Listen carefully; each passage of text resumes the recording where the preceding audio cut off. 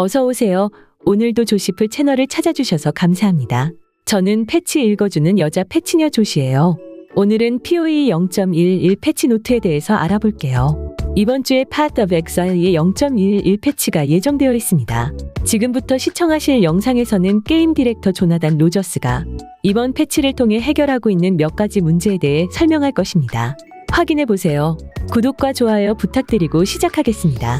Let's go! Alright, JoSEePL, ready to put your joke to the thing. Hi, I'm Jonathan Rogers, Game Director on Path of Exile 2. Well, we're back from our break. We've been playing the game a whole lot and we've been reading a whole lot of feedback as well. So it's time to assess and work out what we're going to do next.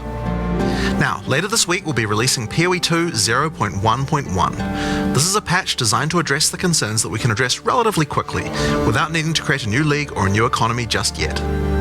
In this video we'll be going over some of the issues we've identified and what we're planning on doing about them.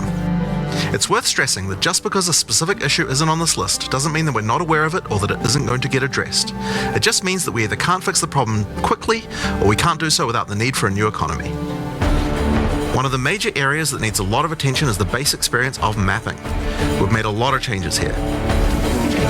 First, endgame maps have received a balance pass to the number of monsters, number of chests, number of magical rare monsters, number of essences, strongboxes and precursor artifacts. You should generally find maps more rewarding than before.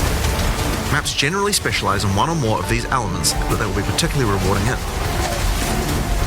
Now, towers are a thing that's very important for players to run often, but we only had one of them. We wanted to add more variety here as soon as possible, so we've added 4 more tower maps. Alpine Ridge, Sinking Spire, Bluff, and Mesa. We've also redone the existing Lost Towers map to make playing there less boring. We're now also spawning more maps with bosses.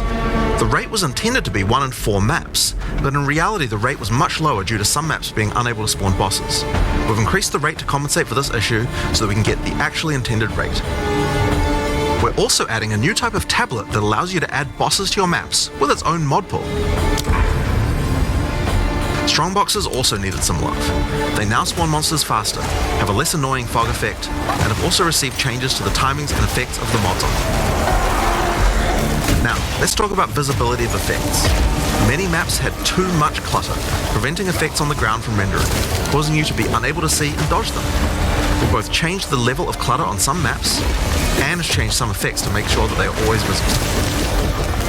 In addition, elemental explosion effects have had visibility improved. Stick around for longer before they explode, and disappear without exploding if a rare monster dies. Volatile plants are also way easy to see before they explode. Now we've also increased the zoom level on the Atlas, done a pass on various terrain collision issues in many maps. We've also improved the load times of opening the world map and Atlas panel. And we also now show the biome of a map on the hover for it. For other endgame content systems, we're focusing on getting all the rewards in line with what they should be. For Delirium, we recently fixed a bug which caused Delirium monsters to just not spawn after the starting part. And we've also buffed the rate of simulacrums dropping by 20% to make it more in line with the rate of finding the Expedition and Ritual bosses. For Ritual, we've made Omens now appear in the Ritual Tribute window 60% more often. For Expedition, we've improved the rarity from the shops, but we'll be wanting to make some more substantial changes to the rewards for this league later on. Now, one of the major concerns that we're often seeing is that getting to play Pinnacle content just takes too long, and that when you do finally get there, you only get one attempt and don't get a chance to learn the boss. In order to address these concerns, we're making the following changes. First, we're making the Citadel spawn closer to the center of the Atlas, and we've also added an effect so you can see them in the fog of war from further away. This makes them much easier to find. To address the problem of only having one attempt, on the Arbiter of Ash you will now get up to 6 respawn attempts.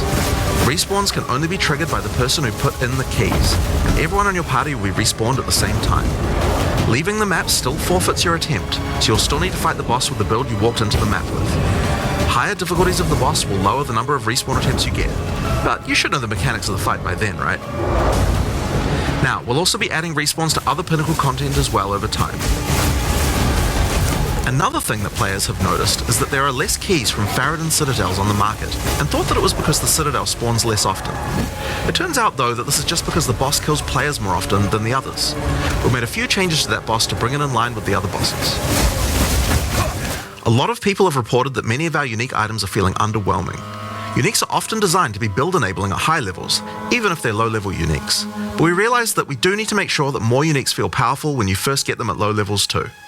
In this patch we are buffing a lot of uniques. These changes should make finding uniques at lower levels a lot more fun, and make subsequent character playthroughs more fun too when you have some great uniques to use. We're also changing a few other things to make finding rares better at higher levels too. First, we're changing mod weightings a bit to make sure that there are less bad mods. Another fix is making high tier items no longer cull the highest tier modifier of a given mod type. This bug caused bows and crossbows to not spawn with attack speed at tier 5 rarity, and rings to not spawn with life at tier 5 rarity. Another change we're making is to make it so that socketables such as runes can now be overwritten with another socketable. Now, as we continue to play, we still find many balance anomalies with specific monsters or bosses that can be nasty if you encounter them. This patch contains a pass adjusting a large number of those monsters and bosses. We'll save the full list for the patch notes, but there are a significant number of changes here that should address many cases where monsters or bosses felt too hard in certain circumstances. Here are a few examples to get a taste of what kind of changes you can expect. The Silverfist Commander role now does a lot less damage. Plague Bearers Detonate Dead can no longer be used from off-screen and has better telegraphing. Forsaken Miners throw less grenades, have improved visuals and deal less damage. And Lost Men Zealots can no longer meteor you from off-screen either, as well as many other changes just like those. One of the big issues for players on consoles is that the web-based item filter system is currently not working. This means that they can't use item filters like the PC users can. For 0.1.1, we'll be enabling the same system that PoE 1 has, which allows you to subscribe to item filters on the website. For now, this will be done on the PoE 1 website to allow us to get this feature out as fast as possible.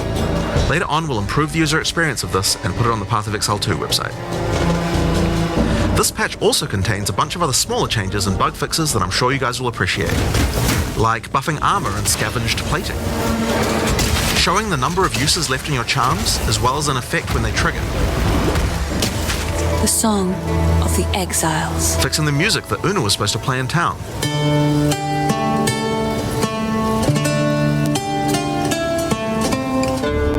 and plenty of other little fixes and improvements throughout the game. Now, we have a huge amount of much more meta-shifting changes that we know we want to make. And one of the best things about having the game in early access with the endgame is that we now have a much better idea of where we want character power to be and what the balance of bosses and monsters should be relative to that. But those types of changes are going to have to wait until we are ready to make a new league with a new economy for people to play in. That's still a little while away yet, but in the meantime we'll be continuing to identify things that are causing frustration and try and address them. I want to thank you guys for playing and hope to be doing more of these in the future. Later. 자, 시청하신 것처럼 굉장히 많은 변화가 있을 것으로 보입니다. 자, 이렇게 곧 적용될 PoE 0.11 패치 노트에 대해서 알아보았습니다. 여러분은 이번 패치 노트 정보에 대해서 어떻게 생각하시나요? 시청해주셔서 감사합니다. 우리 또 봐. 여러분 재밌게 보셨나요? 재밌게 보셨다면 구독과 좋아요로 혼내주세요. 다음에 또 만나요. 제발. Alright, JoSEePL, ready to put your Joe to the thing.